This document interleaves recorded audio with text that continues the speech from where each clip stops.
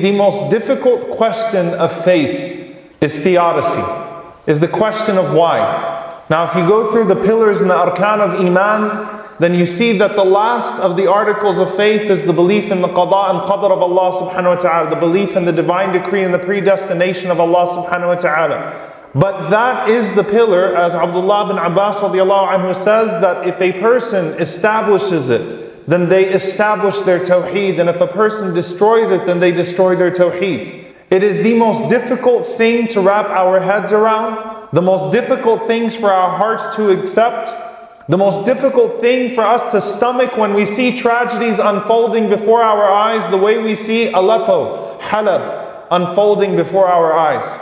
And quite frankly, without the belief in Allah and without the belief in the Akhirah, the belief in the hereafter, nothing makes sense. Nothing makes sense. Interestingly enough, when you go through the Quran, Allah stresses belief in Allah and belief in the hereafter. You don't see stress as much as you do on those things in belief in al-qada wal-qadr, belief in divine decree, even though that is the pillar in the article that most people will struggle with.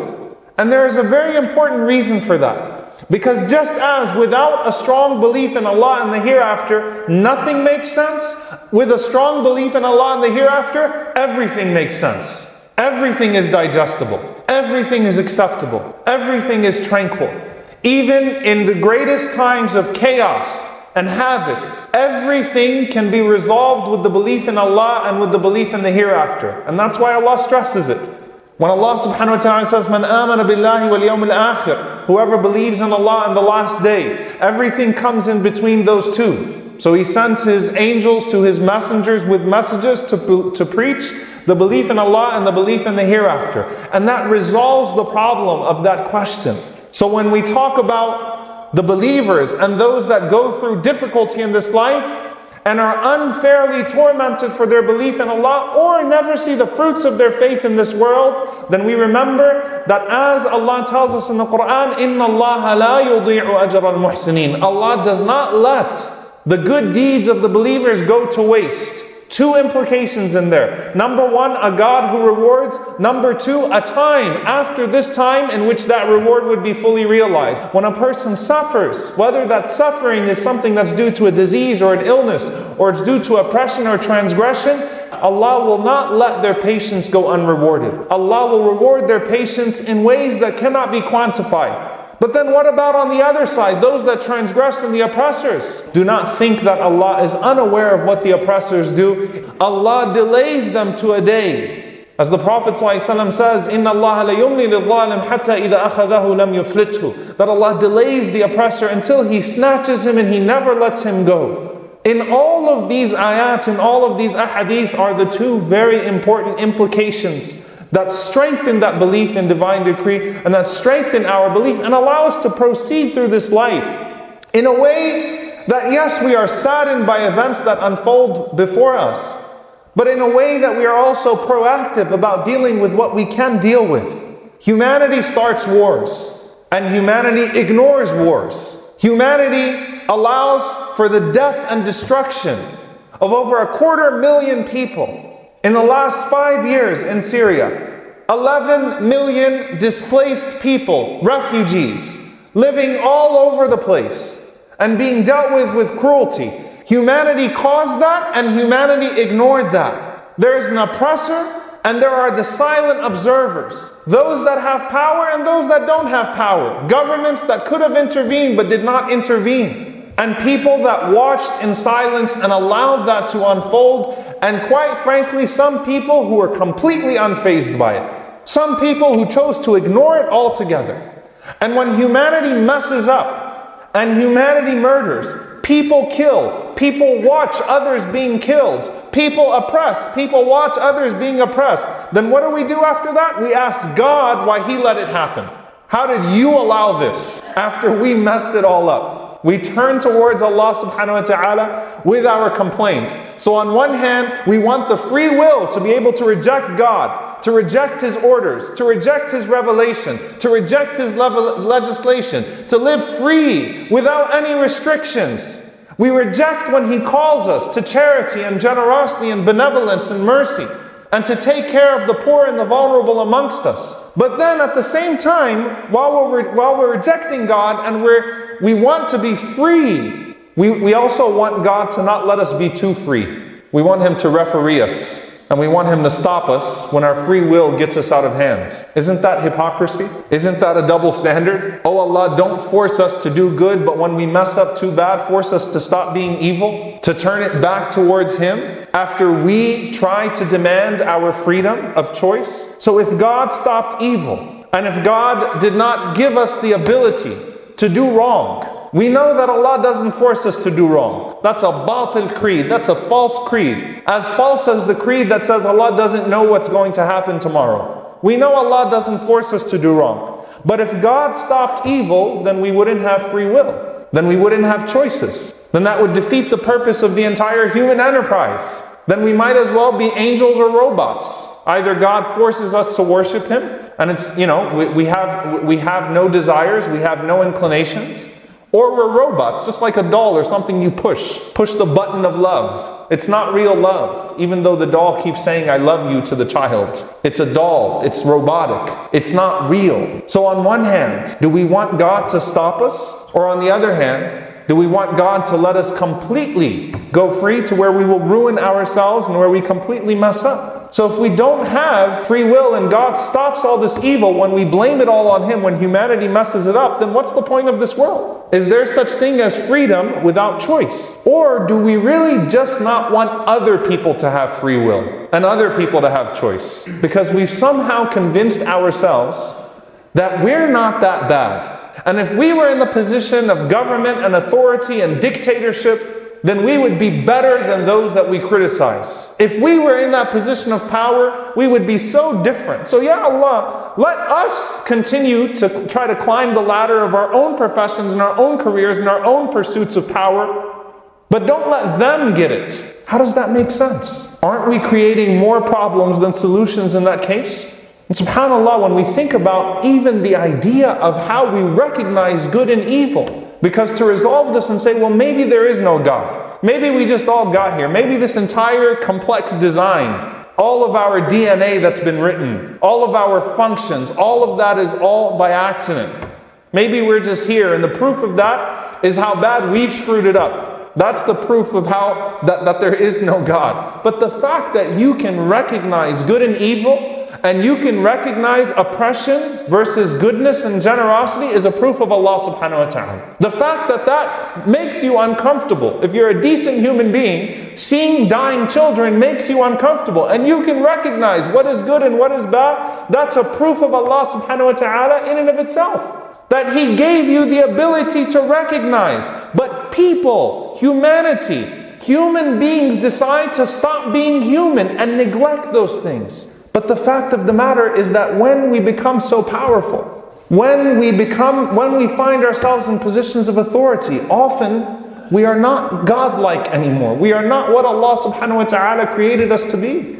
We lose our own sense of purpose. And all of those questions about evil and hardship and pain and why does this happen and why does that happen, the vast majority of it can directly be traced back to what humanity does wrong. Moral evil, our own selfishness, our own intoxication with power, our own deliberate ignoring of the world's problems around us. Our own gluttony and luxury and enjoying the things that we've been given by Allah subhanahu wa ta'ala. Let's face it, poverty doesn't bother you that much until you're in poverty, until you start to feel the pinch. Hunger doesn't bother you that much until other people or until you feel some hunger. Oppression doesn't bother you that much as long as it's in another land. So when we think about the evil around the world, how much of it can directly be traced back to us as people? There is enough food in the world for every single member of the human race to have a 3,000 calorie diet. But we don't care about that until we ourselves feel the pinch of that hunger. And then you talk about the other evil. But what about this and what about that? And there are good people that just suffer. Inexplicably suffer. It doesn't make any sense. And subhanAllah, Omar ibn al-Khattab radiallahu anhu, when he saw the Prophet ﷺ suffering, it didn't make sense to Omar. Why Rasulullah? Why him? I mean, he knows, sallallahu alayhi wasallam, no one loves Allah like he loves Allah. His darajah, his greatness is already established. Why does he have to lose a third, fourth, fifth, sixth child? Live in poverty. Why? It didn't make sense to Omar radiallahu ta'ala anhu. Omar walked in and saw the Prophet sallallahu alayhi wasallam in this situation where he's rising from his bed and he's got marks on his back. Omar has a better bed. And Omar radiallahu anhu starts to cry. He says, Ya Rasulullah, I've seen the palaces of Caesar and Kisra and all these people. You deserve so much more than that. And Rasulullah sallallahu alayhi wa sallam tells Omar, Ama tarda ya Omar, aren't you pleased, O Omar, anna lahum ad-dunya wa lana al-akhirah? That for them belongs this dunya and to us belongs the hereafter? The Prophet sallallahu alayhi wa sallam is telling Omar, I'm okay with this. I'm okay with this. Don't worry about me. I'm content because I know my purpose in life. So yes, it hurts me when I go through pain because I'm a human being. The Prophet ﷺ cried when he lost his children. The Prophet ﷺ felt the pain of hunger. The Prophet ﷺ felt sickness and illness. He felt poverty. But he never once questioned why. Because he knew that that was a futile pursuit on his part. You're not going to get anywhere. Allah subhanahu wa ta'ala has assured you of something. Ama tarda ya Umar, aren't you pleased, O Umar, that they have the dunya and for us belongs the hereafter? Wallahi, the most shocking thing about meeting those Syrian refugees, about going through the camps of the Syrian refugees, these are people who have lost everything. Everything. It's unbelievable how much they've lost. Family, wealth, possessions, everything. Their career, everything. And subhanAllah, they are more content than we are. They complain less about life than we do. They're telling us Allah will give us more in the hereafter. No wonder why the Prophet ﷺ said, the majority of the people of Jannah are the fuqara and the masakin. The majority of the people of paradise are the poor and the downtrodden. They get it. It hurts, but they get it. And they're telling us, entitled, privileged, rich, spoiled Americans, that it's okay. Allah knows. Allah will give us. Allah is great. We know that what awaits us in the hereafter is better than that which we have lost in this world. And so you cannot, dear brothers and sisters, start to grapple with the question of evil or the purpose of evil until you grapple with the purpose of life itself. Why are you here in the first place? Before you start asking about why things are not going the way you think they should be going, why are you here in the first place? If you don't work that out, then you're not going to work this out. And we see that through the sunnah of the Prophet ﷺ, where he constantly assures the believers that through hardship we often find Allah. How many people do you know, and in your own life, found Allah subhanahu wa ta'ala in their hardship, found Allah in their pain, when things got shaken up a bit, because otherwise they were complacent? How many people do you know that are like that? The Prophet ﷺ constantly assures us of that over and over and over again. That complacency is dangerous. And sometimes in ease we are complacent. But dear brothers and sisters, here's the problem. You look around and you see the suffering and you say, fine, I can understand this, but I can't understand that one. I get this one. I can reason through this one. I can't reason through that one. Like I can get why maybe he went through that hardship. I don't understand why he went through that hardship. Or I can get why he went through that hardship, but why the extent of that hardship? Could have figured it out. Why do they have to keep on going through this? You go back to the fundamental principle.